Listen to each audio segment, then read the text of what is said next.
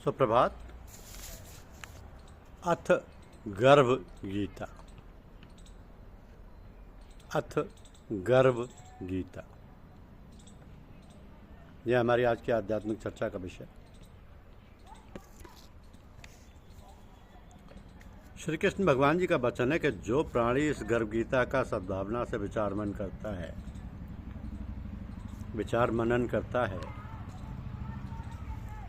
वह परस्पर गर्भवास में नहीं आता है। तो अर्जुन कहते हैं कि ये प्राणी जो गर्भ विषय आता है सो किस दोष को करके आता है। जब यह जन्मता है तब इसको जरा आदि रोग लगते हैं, फिर मृत्यु होती है। तो वो कौन सा कर्म है जिसके करने से प्राणी जन्म मरण से रहित हो। भगवान कहते हैं ये मनुष्य जो है सो अंधा व मूर्ख है, जो संसार के साथ प्रीति करता है। ये पदार्थ मैंने पाया है कि वह मैं पाऊंगा, ऐसी चिंता इस प्राणी के मन से उतरती नहीं। 8 पहर माया को ही मांगता है, इन बातों को करके बार बार जन्मता और मरता है। वो गर्भ विषय दुख पाता रहता है।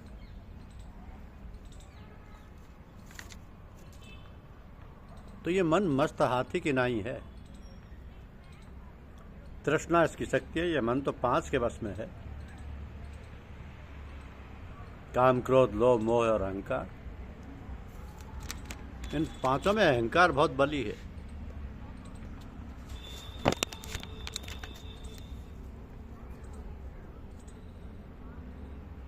अहंकार बहुत बली है। तो कौन सा यत्न है जिससे मन बस में हो। ये मन निश्चय हाथी की नहीं है। तृष्णा इसकी शक्ति है। मन 5 के बस में है। अहंकार इसमें श्रेष्ठ है। हाथी जैसे अंकुश या कुंडा के बस में होता है, वैसे ही मन रूपी हाथी को बस में करने के लिए ज्ञान रूपी अंकुश है।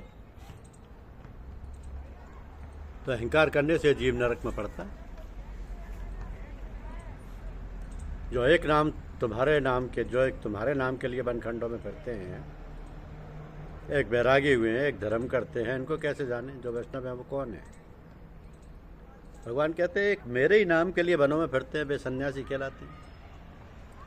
एक सिर पर जटा बांधते हैं, एक अंगों पर भस्म लगाते हैं। उनमें हम नहीं है, क्योंकि इनमें अहंकार है। इससे इन्हें मेरा दर्शन दुर्लभ है। तो फिर वो कौन सा पाप है जिससे स्त्री की मृत्यु हो जाती है, और वो कौन सा पाप है कि जिससे पुत्र मर जाता है, और नपुंसक कौन पाप से होती है। भगवान कहते हैं जो किसी से कर्ज लेता और देता नहीं, इस पाप से औरत मरती है। और जो किसी की अमानत रखी हुई पचा लेता है और देता नहीं, उनके पुत्र मर जाते हैं। जो किसी का कार्य किसी के गोचर आए पड़े और वह जवानी में कहे कि मैं तेरा कार्य सबसे पहले कर दूंगा, तब समय आए उसका कार्य ना करे, इस पाप से नपुंसक होता है। ये बड़े पाप हैं।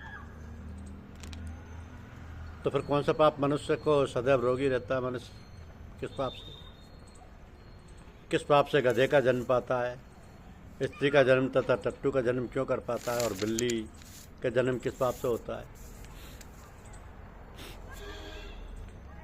तो भगवान कहते हैं जो भी मनुष्य कन्यादान करते हैं और इस दान में मूल्य लेते हैं, वे दोषी हैं। जो मनुष्य सदा रोगी रहते हैं। जो विषय बकार के वास्ते मदिरापान करते हैं वे टट्टू का जन्म पाते हैं। जो झूठी गवाही भरते हैं वह औरत का जन्म पाते हैं।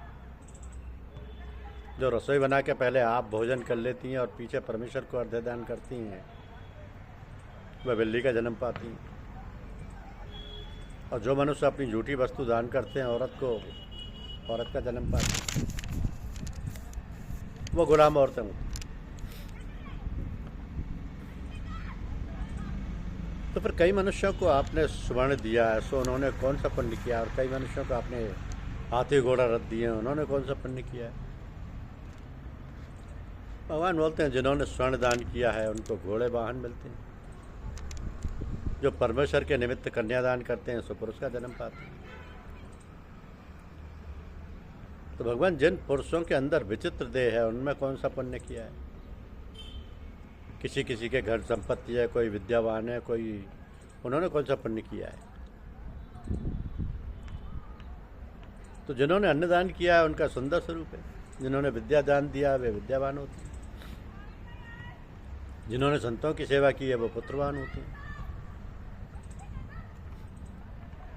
किसी को धन से प्रीति है, कोई स्त्रियों से प्रीति करते हैं, इसका क्या कारण है? धन और स्त्री सब नाश रूप है, मेरी भक्ति का नाश नहीं। ये राजपाट किस धर्म की करने से मिलता है और विद्या कौन से धर्म करने से मिलती है? भगवान कहते हैं प्राणी काशी में निष्काम भक्ति से तप करते हुए देह त्यागते हैं, वे राजा होते हैं, और जो गुरु की सेवा करते हैं सो विद्यावान होते हैं। किसी का धन अचानक बिना किसी परिश्रम से मिलता है किसी को, तो फिर उन्होंने कौन सा पुण्य किया? जिन्होंने गुप्तदान किया है उनको धन अचानक मिलता है, जिसने परमेश्वर का कार्य और पराया कार्य संभाला वे मनुष्य रोग से रहित होते हैं। तो कौन से पाप से अमली होते हैं और कौन से पाप से गूंगे होते हैं और कौन से पाप से कुष्ठी होते हैं? भगवान कहते हैं कि जो आदमी नीच कुल की स्त्री से गमन करते हैं सो अमली होते हैं, जो गुरु से विद्या पढ़कर मुकर जाते हैं सो गूंगे होते हैं, जिन्होंने गौ घात किया है वह कुष्ठी होते हैं। तो भगवान जिस किसी पुरुष की देह में रक्त का विकार होता है वह किस पाप से होता है? और दरिद्र होते हैं, किसी को खंडवायु होती है, और कोई अंधे होते हैं, कोई पंगु होते हैं, तो कौन से पाप से रहित होते हैं? और कई स्त्रियां बाल विधवा होती हैं, ये किसी पाप से होती हैं? हाँ, जो सदा क्रोधवान रहते हैं उन्हें रक्त विकार होता है, जो मलिन रहते हैं वे सदा दरिद्री होते हैं, जो कुकर्मी ब्राह्मण को दान देते हैं उनके खंडवायु होती है, जो पराई स्त्री को नंगी देखते हैं, गुरु की पत्नी को कुदृष्टि करते हैं सो अंधे होते हैं, जिसने गुरु और ब्राह्मण को लात मारी है सो लंगड़ा व पंगुला होता है, और जो औरत अपने पति को छोड़कर पराये पुरुषों से संग करती है वो बाल विधवा होती है। तो अर्जुन पूछते हैं कि भगवान तुम पर ब्रह्म हो, तुमको नमस्कार है, आगे मैं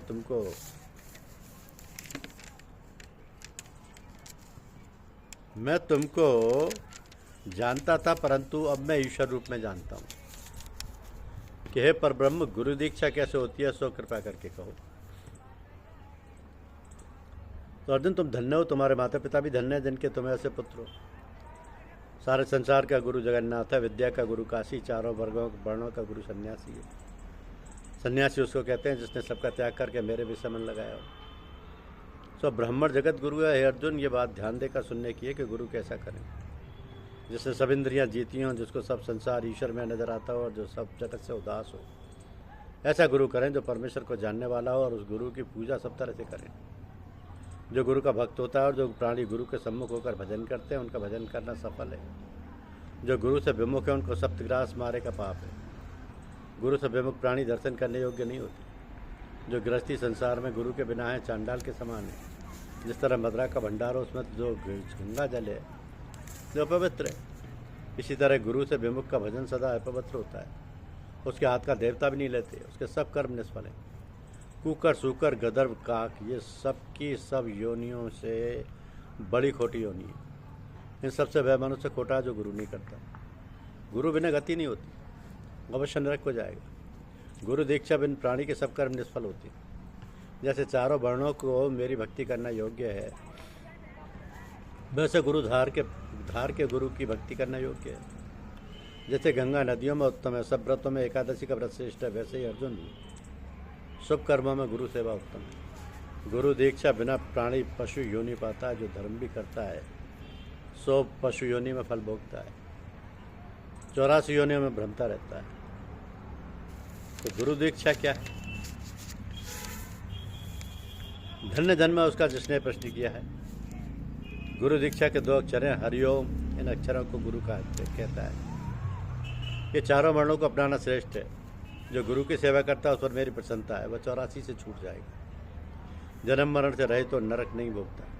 जो प्राणी गुरु की सेवा नहीं करता वह 3.5 करोड़ वर्ष तक नरक भोगता है। जो गुरु की सेवा करता है उसको कोई अश्वमेघ यज्ञ के पुण्य का फल मिलता है। गुरु की सेवा मेरी सेवा है। हे अर्जुन, तुम्हारे संवाद को जो प्राणी पढ़ेंगे और सुनेंगे सो गर्भ के दुख से बचेंगे, उनकी 84 कट जाएगी।